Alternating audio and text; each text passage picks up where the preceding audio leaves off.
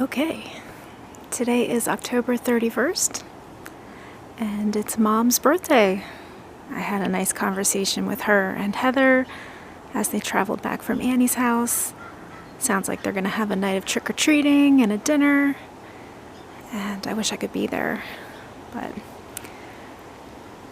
in Portland here, it's a very beautiful day, and I wanted to come outside and get some footage of what everything's looking like. I did some work out back yesterday in preparation for winter, and I'm excited to share that. Thought I'd start off here with the fading moonflower. It's still alive, but you can tell it's going dormant. But there's its seed pod, and I'll be letting that go brown and dry on the stalk here as per the instructions from Mom. I'm wondering if I could put this plant in the garage and overwinter it. You know what? I might do that. In any case, it's outside because it's a beautiful day. Between what I did yesterday and what Dave did today, we got all the leaves raked up. Well, not all of them, but a lot of them. Our maple tree is almost bare. Just a week ago, it was in all its glory. Didn't take long.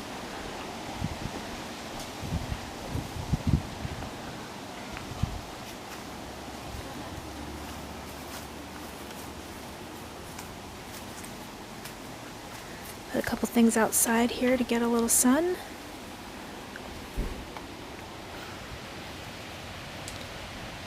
Rosemary. Marigold.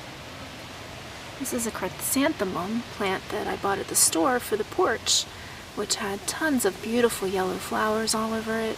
It's going dormant now, but I just read that these can be perennial plants, so I'm going to keep it safe in the garage. And next spring, hopefully it springs back to life. And then in the back there is the other rosemary. I've been keeping the rosemaries in the garage. When it rains here, it usually rains a lot, and these pots get super saturated. And I noticed that it was having a negative impact on the rosemary, so I'm going to keep an eye on these throughout the winter and make sure they don't get waterlogged.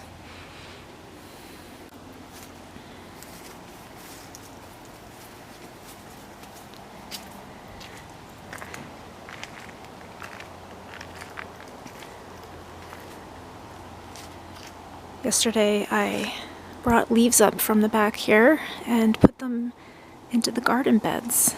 It's the first time I've ever mulched the garden beds, and I'm pretty excited about it because with all the rain that we get, the beds get really compacted, and I know they just get totally drenched, so I'm hoping that the leaves will help mitigate some of that and protect the dirt underneath. I don't know if it's true, but I have heard reports that if you don't mulch your beds, some of the nutrients are lost because so much water runs through the dirt and out the bottom. So, something to consider, I suppose. Everything is really winding down back here. There's a couple things I left in the ground, and I'm pretty much going to leave them. The kale and the parsley I'm going to leave for the whole winter. Same with the onions.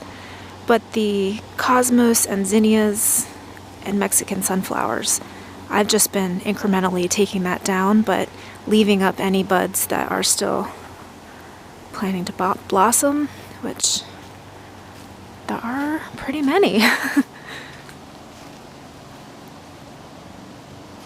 That's the Cosmo plant, Cosmos. And as you can hopefully see, there are quite a few very robust buds that, given the right weather, I'm sure will blossom into beautiful flowers. So I couldn't take those down yet.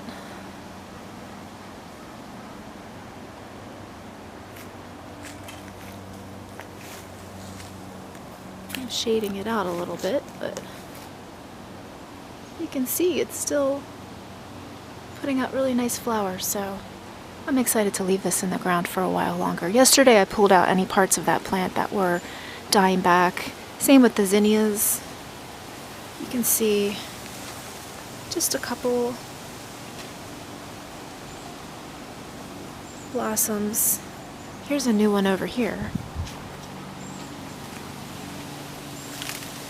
Like this red one was not there a few days ago. So it's got buds on this. Well, the plants that are here have buds on them, and like I said, given the right weather, we'll get some more blooms. Like there's another one that just wants to pop. Oh my gosh, and there's actually a couple over here that have bloomed. This is exciting. You gotta take what you can get at this time of year.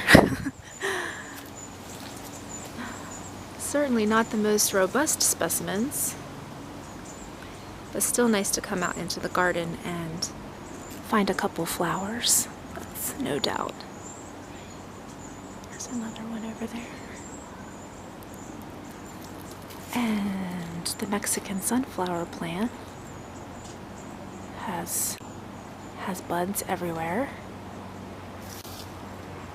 I don't know what happened to that one. It could have been a bird, just sort of snapped it down. But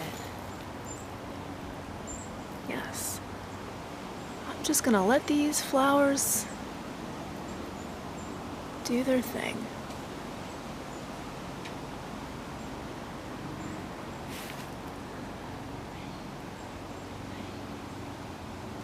I just did dishes, so my hands look extra nasty right now.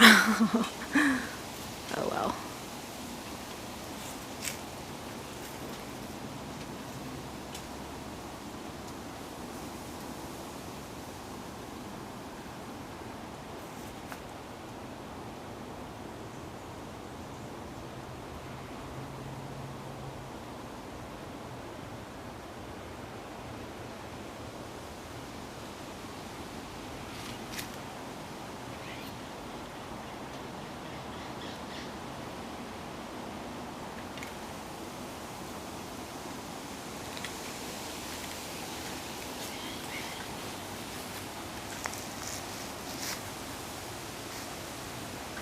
I'm hoping in the spring that these kale plants hit a growth spurt and just start putting out some new leaves. We shall see.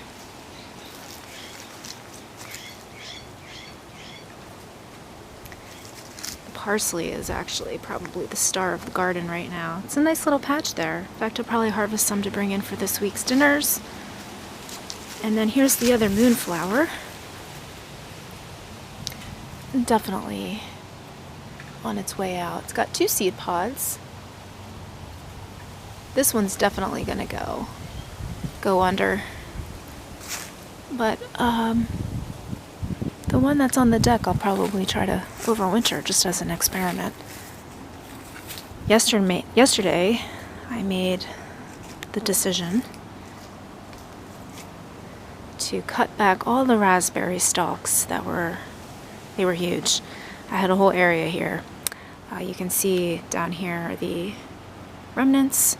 Obviously that will kick back into full gear in the spring with new growth, but I believe that this is the floricane variety.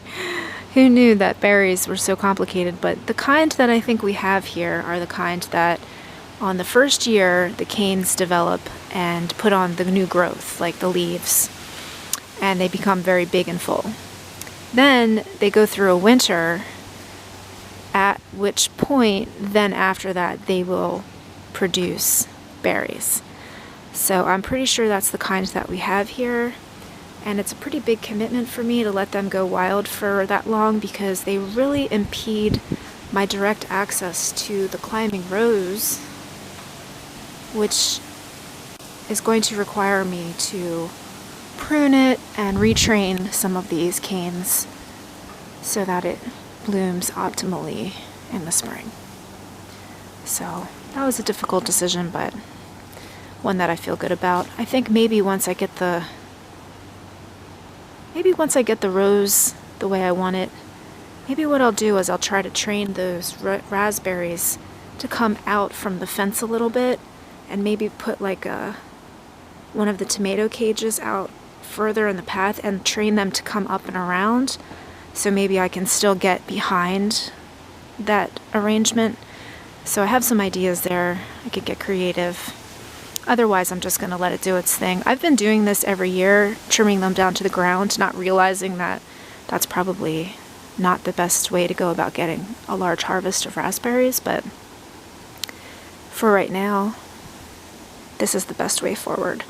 And I think if he's still on board with it, literally, we're going to replace some of these boards, Dave and I. Probably all of the boards. I don't know if you can really tell. Let me get up closer. They're really dilapidated. They're rotting and they're breaking, and yeah, it's less than ideal. Oh, hi, Bova. You scared me. Hi, buddy. Oh, did you lose your collar? Oh my gosh. Did you lose your collar? He's naked. Hi, sweets. Hi. Where did you lose your collar? Uh-oh, we don't want to have a naked Bobo running around. Yes. What a rare treat. He must have heard me talking. Go ahead, check it out. Ooh, it's like a new playground for him. I was actually hoping that he would enjoy these leaves and maybe take naps back here. It's a nice spot for him. He's such a sweetie.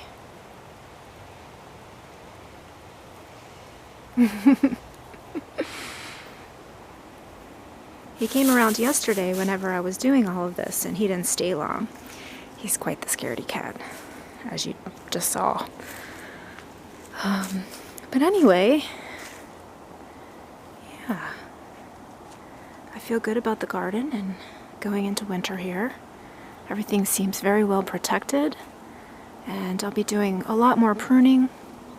Another thing I got done yesterday, that whole corner back there, got all the grape leaves cut down and a couple branches that were protruding out into the aisle, and cleared that all out, which looks great because it's just going to fill back in again next year.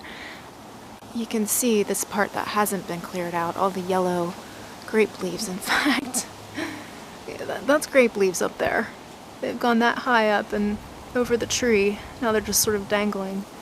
So technically that grape plant is on the neighbor's property, so I can't get to all of it, but I do like to help out where I can, and I'll probably be doing some more pruning of the grape leaves here soon. Wow, looking at it now, I can see it really took over that whole apple tree. They're quite invasive, actually, which I never considered before.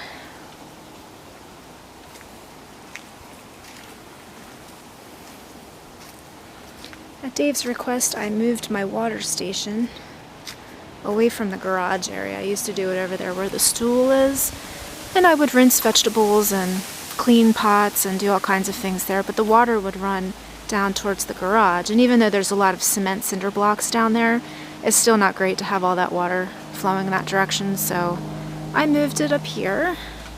There's the hose. I created this little makeshift counter out of a tomato cage and tile. And this is a nice little cleaning station where I can, hose things down and the water can run down the ramp and sort of feed this whole area where we have a fuchsia plant, we have a mystery bush here, which I've yet to figure out what it is, and we have a spirea, which that's another thing. I think I need to trim that back. There's a lot of dead wood. I would really like to just trim it down to the base and start fresh. I just want to make sure before I do that it won't kill the plant. So anyway, yeah, this is a great new station for me.